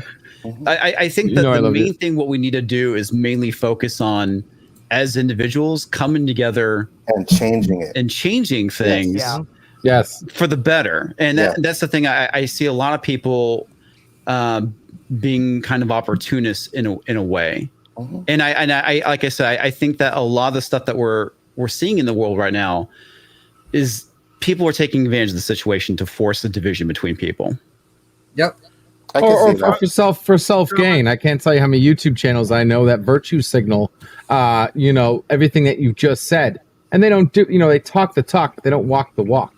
And they say one thing, that they're for equality, that they're for change in Hollywood, they're for the viewers, and all they do is look out for their damn selves.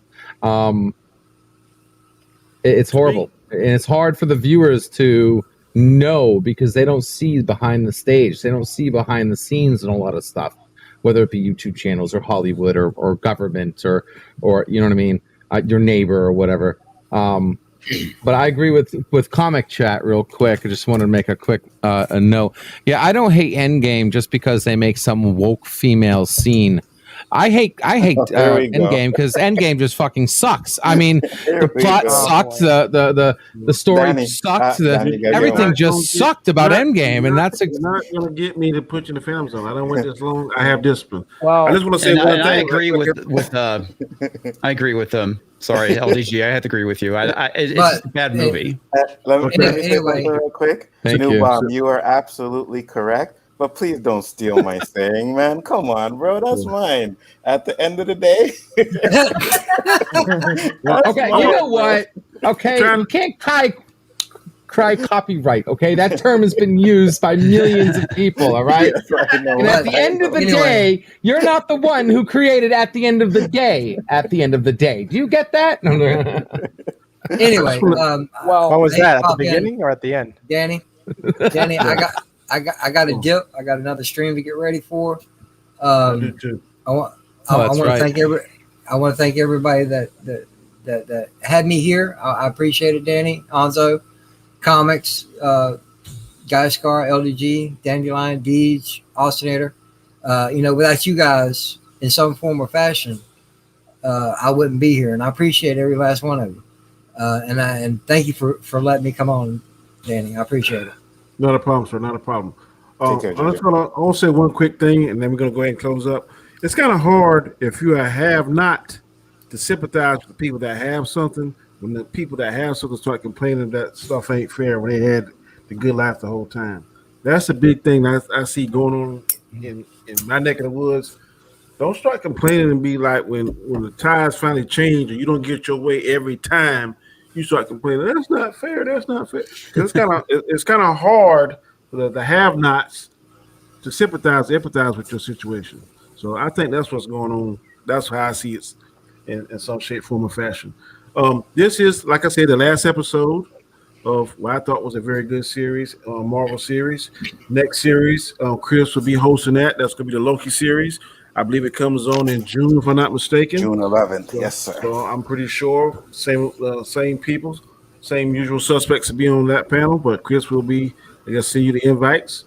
I will be on Storms Live in a few minutes, along with, I think Anzo's coming, and possibly Gascar, I'm not certain. And yours truly. And LDG. Thank you all. This Friday, I will be hosting Storms Live at 10:30. Yes. So please, if you got nothing to do, please tune in and support. Your support is wanted and needed and will be appreciated. So thank you all. This has been a wonderful roundtable. I enjoyed every week of it. All 6 weeks of it was fantastic. Sorry to see it go, but like I said, in a few more weeks, we'll be knocking out with Loki. So until then, everybody please stay safe. Danny. Have a good, yes. Awesome roundtable, Danny. Good job on the roundtables, bro. Yep. Good job. Awesome job, man. Thanks for I'm having gonna miss this, man. It's the last episode, but no. No more LDG. Yes.